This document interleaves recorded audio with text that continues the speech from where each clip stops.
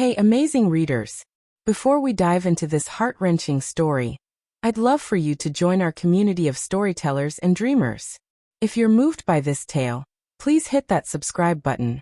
We're aiming for 1,000 subscribers to keep sharing more stories like this. Your support means the world. Now let's get to the story. The bedroom door creaked shut, but the sound of her laughter lingered in my ears, sharp as broken glass. I stood frozen in our hallway, the faint glow of the street lamp spilling through the blinds, painting slivers of light across my trembling hands. Emma's phone lay on the kitchen counter, buzzing again, the fourth time in 10 minutes. Each vibration felt like a pulse against my chest, a warning I couldn't ignore. I'd forgiven her once, 6 months ago, when tears streaked her face, and she swore it was a mistake, a fleeting lapse with a coworker she barely knew. I believed her because I wanted to, because love blinds you to the cracks until they're canyons. But tonight that laugh, the way it danced with someone else's voice through the phone, told me the truth I'd been dodging. She was slipping away again. I didn't touch her phone at first. My fingers hovered over it, the screen lighting up with another message, his name, Mark, flashing like a neon sign. My stomach churned, a mix of dread and fury knotting inside me. I thought of our mornings together, her head on my chest, promising forever over coffee steam. Those moments felt like lies now, fragile as the porcelain mug she'd left by the sink, still warm from her lips.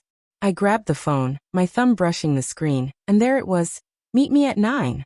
Same place. Can't stop thinking about you. My heart thudded, each beat a hammer against my ribs. I set the phone down careful, like it might explode, and sank into the couch, the silence of our home screaming louder than I ever could.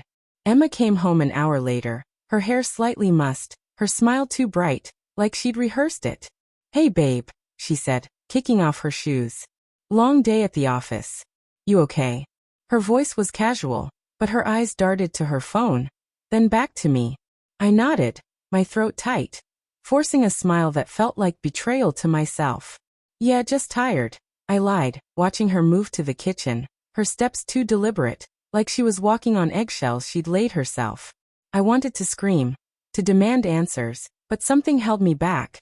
Maybe fear, maybe the ghost of the love I still carried like a bruise. Over the next week, I became a detective in my own marriage. I noticed the small things I'd ignored before. Her phone face down on the table, the way she'd angle her screen away when texting, the late nights she claimed were work. I started checking her location app, something we'd shared for safety, not suspicion. Tuesday she was at a bar downtown, not the office. Thursday a hotel parking lot. Each discovery was a needle in my chest, threading pain through every memory we'd built. I remembered her laugh at our wedding, the way she'd clung to me during our first dance, promising no one else would ever matter. Now those promises felt like ash. I confronted her on a rainy Friday night, the kind where the world feels like it's drowning. She was in the living room, scrolling through her phone, her face soft in the lamplight. Emma, I said, my voice steady despite the storm inside me. Who's Mark? Her fingers froze, her eyes snapping to mine, wide with something like fear or guilt. Mark?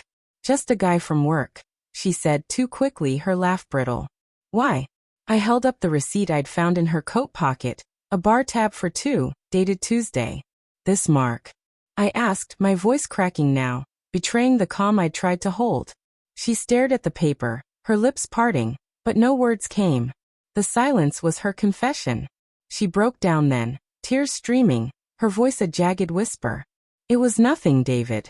I swear, it's not what you think. But I saw the truth in her eyes, the same guilt I'd seen 6 months ago when she'd begged for forgiveness. I'd believed her then, rebuilt our life brick by brick, but this time, the pieces wouldn't fit. How long? I asked, my voice low, dangerous. She shook her head, sobbing, but I pressed. How long, Emma? She whispered. A month. And the word landed like a fist. A month of lies, of her coming home to me, kissing me, while carrying him in her heart. I didn't yell. I didn't break things. I just walked away, into our bedroom, and shut the door. The next morning, I called a lawyer. Emma tried to talk, her voice raw, pleading. David, I love you. I messed up, but we can fix this. I looked at her, really looked, and saw a stranger wearing my wife's face. You fixed it last time, I said, my voice cold. I'm done fixing. I moved out that week, renting a small apartment across town, the kind of place that smells like someone else's life. Each night, I'd lie awake, replaying every moment, wondering where I'd failed, what I could have done to keep her mine. But the truth was, she'd stopped being mine long before I knew. The divorce papers came together faster than I expected. Emma fought at first, sending long texts, leaving voicemails that tore at me. I'm sorry, David. I'll do anything. But I'd heard it before, and sorry wasn't enough to rebuild a house burned to the ground. I met Mark once by accident at a coffee shop. He was ordinary, tall, thinning hair, a nervous smile. I wanted to hate him, to blame him, but he was just a symptom, not the disease. I nodded at him, civil, and walked away, my hands shaking in my pockets. Months later, I saw Emma at a grocery store, her cart filled with things we used to buy together. Cereal I liked, wine she'd choose. She looked tired, her eyes hollow, like she carried the weight of her choices. David, she said softly, stepping closer. I miss you. I felt the ache, the pull of what we'd been, but it wasn't enough.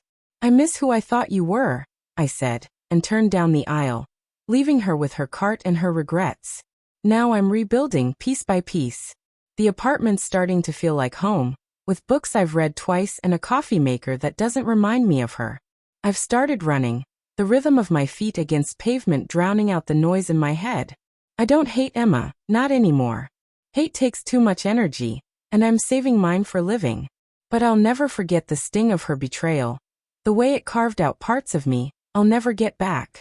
I forgave her once, because love makes you foolish. The second time I chose myself. If this story touched you, please subscribe. We're on our way to 1,000 subscribers, and your support keeps these stories coming.